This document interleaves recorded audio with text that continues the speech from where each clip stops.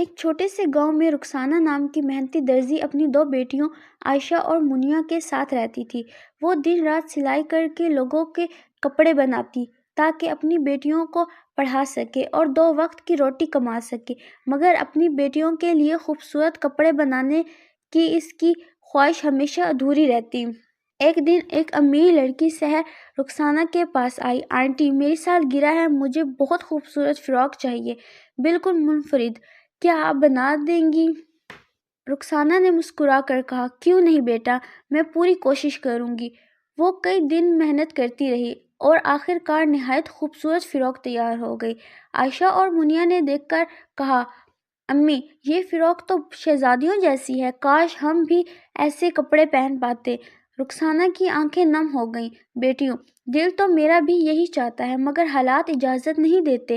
ایک دن سحر اچانک آئی اور دیکھا کہ منیہ اس کی فراق پہن کر کھڑی تھی، صرف دیکھنے کے لیے۔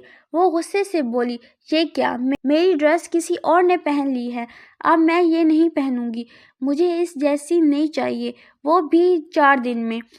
رخسانہ پریشان ہو گئی، کپڑے بہت مہنگے تھے اور اس کے پاس پیسے نہیں تھے۔ ادھر دونوں بہنیں ماں کی پریشانی دیکھ کر اسے ڈھونڈنے نکل گئیں۔ راستے میں انہیں ایک زخمی بوڑھی عورت ملی۔ وہ دراصل ایک نیک پری تھی جو جادوئی آزمائش میں تھی۔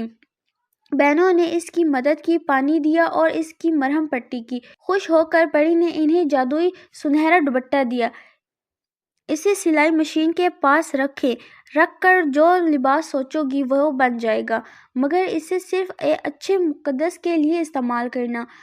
گھر آ کر رخسانہ نے ویسا ہی کیا اور واقعی خوبصورت کپڑے بننے لگے۔ اس نے میلے میں وہ کپڑے فروخت کر دیے۔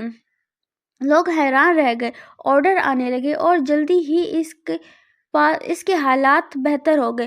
رخسانہ نے سحر کا لباس بھی وقت پر بنا دیا۔ اب سحر کو اپنی غلطی کا احساس ہو گیا اور اس نے معافی مانگ لی۔ رخسانہ نے مسکرا کر کہا، اصل خوبصورتی دل کی ہوتی ہے، لباس کی نہیں۔ اس کے بعد وہ سب خوشی رہنے لگے۔ سبق: محنت اور نیک نیت ہمیشہ رنگ لاتی ہے، غرور نہیں کرنا چاہیے اور دوسروں کی عزت کرنی چاہیے۔